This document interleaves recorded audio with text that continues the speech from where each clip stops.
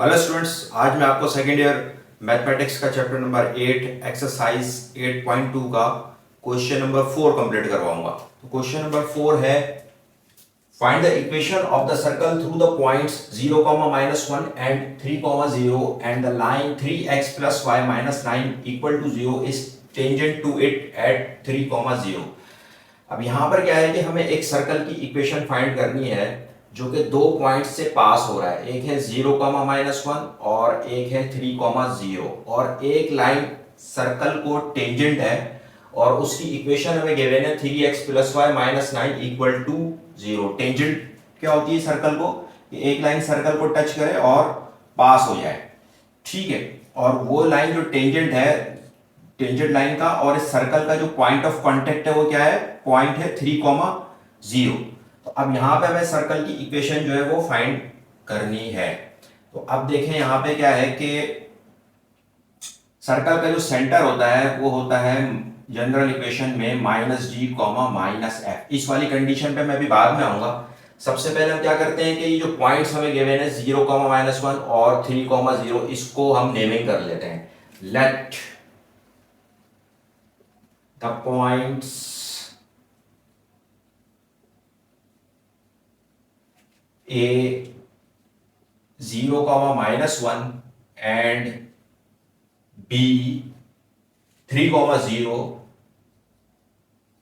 lies on a circle।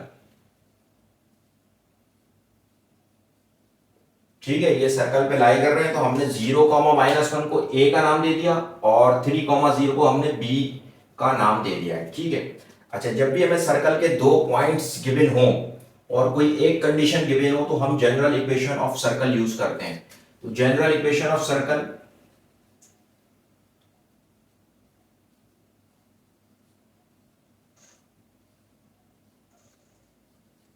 वो होती है x² + y² + 2gx + 2fy + c = 0। ये हो गई इक्वेशन ए, ठीक है। हमने इसको इक्वेशन ए का नाम दे दिया। अच्छा जी, अब जो लाइन जो टेंजेंट है सर्कल को उसकी भी हमें इक्वेशन गिवन है, वो है 3x + y - 9 = 0, यानी कि 3x + y - 9 = 0। इसको भी हम यहां लिख लेते हैं कि 3x + y - 9 = 0। इसको हम नाम दे देते हैं इक्वेशन बी का, ठीक है। अच्छा जी, अब हम क्या करते हैं कि ये सबसे पहले जो ये पॉइंट ए जो है 0, -1 इस सर्कल पे लाई कर रहा है, तो इसका मतलब है कि इसके जो कोऑर्डिनेट्स हैं वो मस्ट सेटिस्फाई करने चाहिए किसको? जनरल इक्वेशन को। तो हम क्या करते हैं कि सबसे पहले ये जो पॉइंट ए इसको हम पुट करते हैं इक्वेशन ए में। पुट पॉइंट ए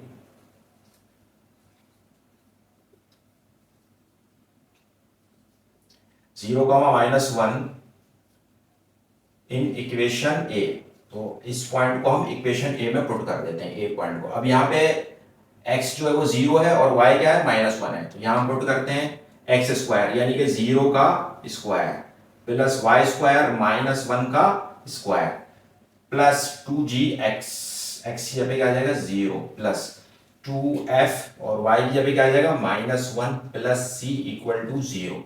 तो 0 का स्क्वायर करेंगे 0 हो जाएगा, -1 का स्क्वायर करेंगे तो प्लस का 1 आ जाएगा, 2g को 0 से मल्टीप्लाई करेंगे 0 हो जाएगा और प्लस माइनस 2f 1 ज़ा 2f हो जाएगा प्लस c = 0। ये आ गई है हमारे पास इक्वेशन नंबर 1, ठीक।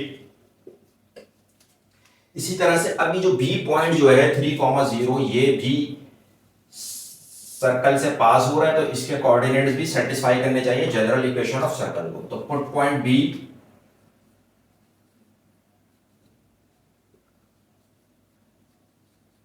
3, 0 इन इक्वेशन ए। अब यहां पे x जो है वो 3 है और y जो है वो 0 है। हम इसको पुट करते हैं जनरल इक्वेशन ऑफ सर्कल में। x² यानी कि 3 का स्क्वायर प्लस y² 0 का स्क्वायर प्लस 2gx यानी कि 3 प्लस 2fy 0 प्लस c = 0। 3 का स्क्वायर करेंगे 9 हो जाएगा प्लस 2 3 6g 2f को 0 से मल्टीप्लाई करेंगे 0 हो जाएगा, प्लस c इक्वल टू 0, ये आ जाएगी इक्वेशन नंबर 2।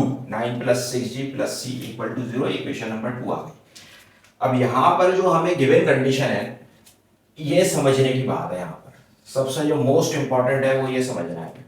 अब एक लाइन जो है वो सर्कल को टेंजेंट है, उसकी इक्वेशन हमें गिवन है 3x plus Y minus 9 equal to 0, और किस पॉइंट पर है, 3,0 पर। तो अब हम क्या करते हैं, कंडीशन बनाते हैं। देखें, अगर मैं एक लाइन ड्रॉ कर दूं,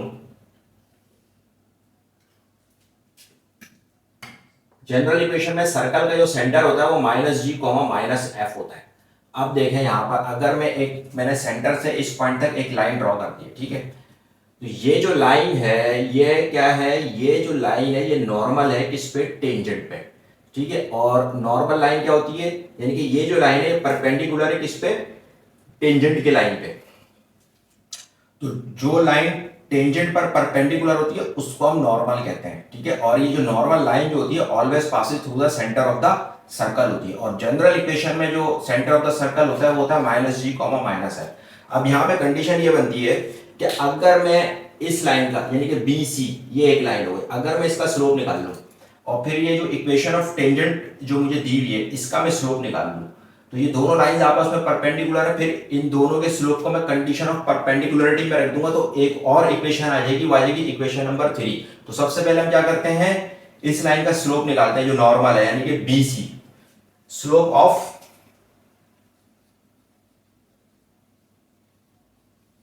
बीसी, ठीक है। तो बी पॉइंट हमारे पास यहां पर गिवन है 3,0, एंड जो सी पॉइंट हमें गिवन है वो है, सी हमें पता है सर्कल का सेंटर होता है, जनरल इक्वेशन में सर्कल का सेंटर माइनस जी और माइनस एफ होता है। जब भी एक लाइन के दो पॉइंट्स गिवन होते हैं तो हम कौन सा फॉर्मूला यूज करते हैं, by using slope formula, by using slope formula. और स्लोप फॉर्मूला होता है m is equals to y2 minus y1 over x2 minus x1। Suppose मैं यहाँ पे सपोज कर लेता हूँ फॉर एग्जांपल कि ये इसका जो स्लोप है वो m1 है, तो स्लोप ऑफ BC यानी कि इक्वल टू m1, ठीक है, मैंने सपोज कर लिया, तो मैं यहाँ पे m1 लिख दूंगा। अच्छा, जब हम इसका स्लोप निकालेंगे तो B पॉइंट जो है ये पॉइंट नंबर 1 है, तो ये x1 y1 हो जाएगा। C पॉइंट जो है पॉइंट नंबर 2 है, तो ये x2 और y2 हो जाएगा, ठीक है। तो अब यहाँ पर x1 जो है वो इक्वल हो जाएगा किसके, 3 के, और y1 जो है वो इक्वल हो जाएगा 0 के। इसी तरह से x2 जो है वो इक्वल हो जाएगा माइनस जी के, और y2 जो है वो इक्वल हो जाएगा माइनस एफ के। ये वैल्यूज हम पुट कर देंगे स्लोप फॉर्मूले में, ये यहाँ पर स्लोप आ जाएगा m1 is equals to y2 minus y1, तो y2 तो माइनस एफ है, माइनस y1, y1 0 है, ओवर x2 माइनस x1, तो x2 माइनस g है, और x2 minus x1 minus v है। तो अब यहाँ पे पास जो m1 आएगा, m1 की वैल्यू आ गई है, यानी कि BC का स्लोप आ गया है माइनस एफ ओवर माइनस जी माइनस 3, माइनस जी माइनस 3, ठीक है। अब हम एक काम करते हैं, नीचे माइनस कॉमन है तो मैं नीचे से माइनस को कॉमन ले लेता हूं, तो m1 आ जाएगा माइनस का f, यहां से मैंने माइनस कॉमन ले लिया तो ये g प्लस 3 हो जाएगा, माइनस से माइनस कैंसिल हो जाएगा, m1 की वैल्यू आ जाएगी f ओवर g प्लस 3, ये m1 की वैल्यू आ गई है, ठीक है। इसको मैं कहीं साइड पे लिख लेता हूं कि m1 की जो वैल्यू आई है वो आई है f ओवर g प्लस 3, ठीक है। अच्छा जी, अब हम क्या करते हैं कि हमने ये नॉर्मल लाइन का जो स्लोप हमने निकाल लिया, अब हम निकालेंगे ये जो हमें टेंजेंट लाइन गिवन है, इसकी जो इक्वेशन गिवन है, अब हम इसका स्लोप निकाल लेते हैं। तो स्लोप ऑफ, और इस टेंजेंट की इक्वेशन को नाम जो है वो मैंने इक्वेशन बी दिया था, ठीक है। तो ये हो जाएगा कि स्लोप ऑफ इक्वेशन बी, ठीक है। और जब भी हमें किसी भी लाइन की इक्वेशन गिवन होती है और उसका स्लोप हमें फाइंड आउट करना होता है तो उसका फॉर्मूला होता है by using slope formula,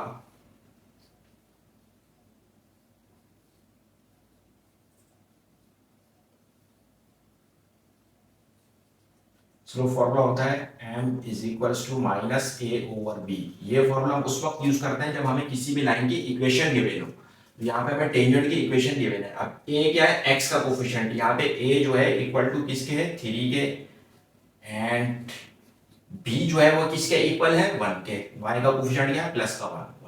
simply हम a b की वैल्यूज पुट कर देंगे यहाँ पे, और अब हम इसको सपोज कर लेते हैं slope of equation b equal to m2 ले लेते हैं इसको, ठीक है, ये m2 हो गया, यानी कि m2 इक्वल टू माइनस फॉर्मूले का फिर a क्या है, 3 है, ओवर b 1 है, तो ये m2 की वैल्यू माइनस का 3 आ गई है हमारे पास, ठीक है। तो हम m2 की वैल्यू लिख लेंगे माइनस का 3। अब क्या है कि दोनों लाइंस जो है अकॉर्डिंग टू द कंडीशन, ये दोनों लाइंस परपेंडिकुलर है, ठीक है। तो अब हम लिखेंगे सिंस BC, एक लाइन जो है ये BC जो ये लाइन है ये परपेंडिकुलर है किसके, इक्वेशन B के, यानी कि इक्वेशन ऑफ टेंजेंट के, ठीक है। तो हमने टेंजेंट को जो हमने इक्वेशन B का नाम दिया हुआ है, तो ये परपेंडिकुलर है इक्वेशन B के। तो देयरफॉर जब भी दो लाइंस परपेंडिकुलर होती है तो क्या करते हैं, by using condition of perpendicularity, by using condition of perpendicularity, और ये होती है m1 into m2 equal to -1।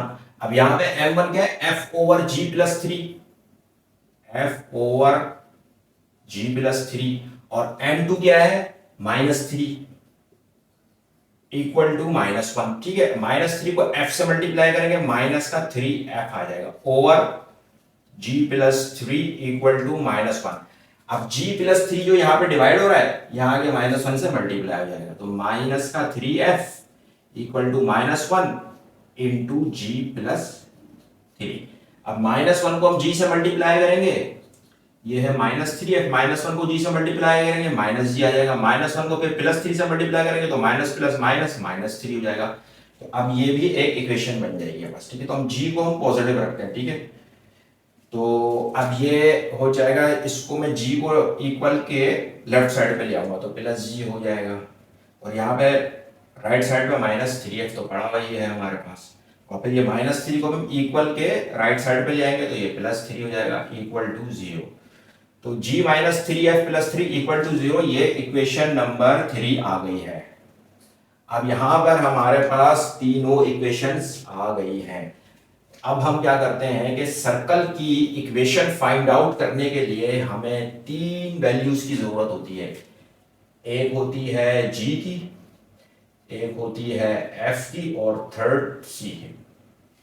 अब मैं क्या करता हूँ, ये तीनों इक्वेशन जो मेरे पास आई हैं इनको मैं यहां उतार लेता हूँ, ठीक है, क्योंकि मेरे पास जगह कम है।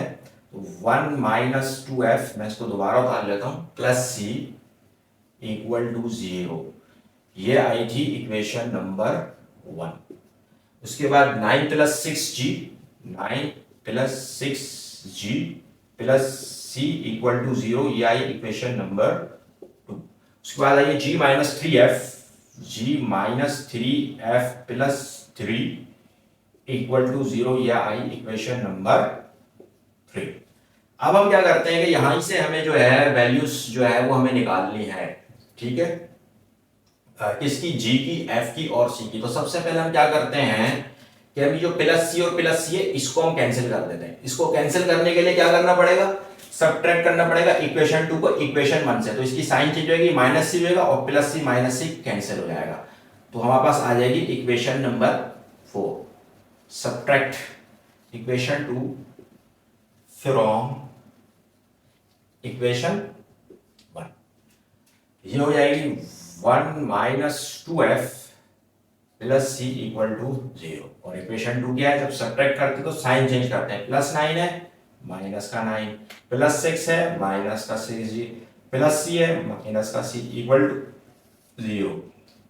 9 में से 1 सब्ट्रैक्ट करेंगे 8 आ जाएगा, साइन बड़े नंबर का, 9 बड़ा नंबर है, माइनस की साइन आ जाएगी, माइनस का 6 माइनस का 2f, ठीक है, प्लस का 6g, ओ सॉरी, और माइनस का ही 6g आ जाएगा, क्योंकि हमारे पास ऊपर g की कोई टर्म नहीं है और नीचे f की कोई नहीं, तो एज इट इज उतार लेंगे, -2f minus 6g, plus c minus c cancel हो जाएगा इक्वल टू 0। अब देखें इस पूरी इक्वेशन में एक तो माइनस की साइन कॉमन है, 8 के साथ भी माइनस है, 2f के साथ भी माइनस है, 6g के साथ भी माइनस है, तो हमने माइनस कॉमन ले लिया। और मजीद इसमें क्या कॉमन है, 8, 2 और 6, ये तीनों नंबर्स 2 के टेबल में आते हैं, तो -2 यहाँ पे कॉमन है। माइनस माइनस प्लस, 2 4 दा 8, माइनस माइनस प्लस, 2 1 दा 2 f, माइनस माइनस प्लस, 2 3 दा 6 g इक्वल टू 0। तो अब हम g को पहले लिखते हैं, तो 3g, ठीक है, plus 3g then plus f plus 4 equal to 0, ये आ गई इक्वेशन नंबर 4। अब यहां पर हमारे पास कितनी इक्वेशन आ गई, इक्वेशन नंबर 4 भी आ गई है। इसको भी क्या कहते हैं कि मैं यहां पे लिख लेता हूं, मेरे पास यहां पे जगह जो है वो बहुत कम है। 3g plus f plus 4 equal to 0, ये आ गई इक्वेशन नंबर 4। अच्छा जी, अब हम क्या करते हैं,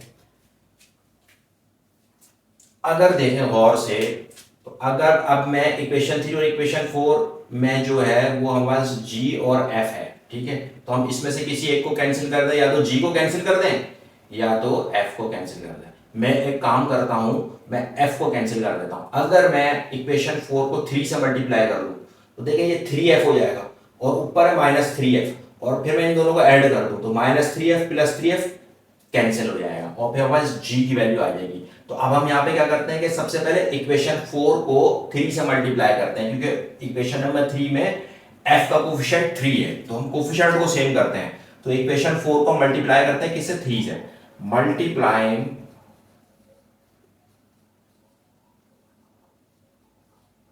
इक्वेशन 4 बाय 3, देन ऐड, फिर हम ऐड करेंगे, ऐड इक्वेशन 3 एंड इक्वेशन 4। अब हम यहां पे क्या करते हैं कि इक्वेशन 3 हम एज इट इज लिख लेते हैं, g minus 3f plus 3 equal to 0, और इक्वेशन 4 को हम 3 से मल्टीप्लाई करेंगे तो जाएगा 3 3 9g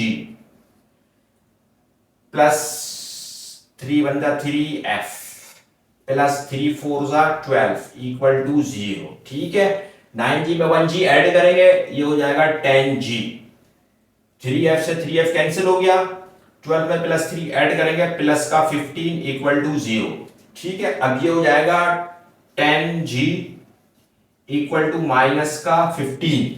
अब यहां पे हम क्या करेंगे कि g की वैल्यू निकालेंगे, 10 यहां मल्टीप्लाई हो रहा है, इधर आके क्या हो जाएगा, डिवाइड हो जाएगा, तो g equal to minus 15, 10 multiply हो रहा है g से, नीचे आके डिवाइड हो जाएगा 15 से, 10, 15 डिवाइड बाय 10, ये हो जाएगा 5 2 10, 5 3 15, g की वैल्यू आ जाएगी माइनस का 3/2, ठीक है। तो g की वैल्यू हमारे पास आ गई है माइनस का 3/2। इसी तरह से अब हम क्या करेंगे कि अब हम f की और c की वैल्यूज फाइंड आउट कर लेंगे।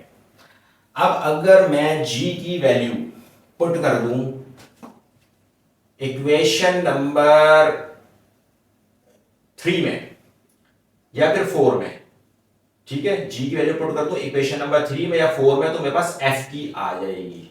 और अगर मैं एक g की वैल्यू इक्वेशन नंबर 2 में भी पुट कर सकता हूं तो c की आ जाती है। तो मर्जी है, मैं एक काम करता हूं कि मैं जो g की जो वैल्यू है इसको इक्वेशन नंबर 2 में पुट कर देता हूं तो c की आ जाएगी, ठीक है। तो पुट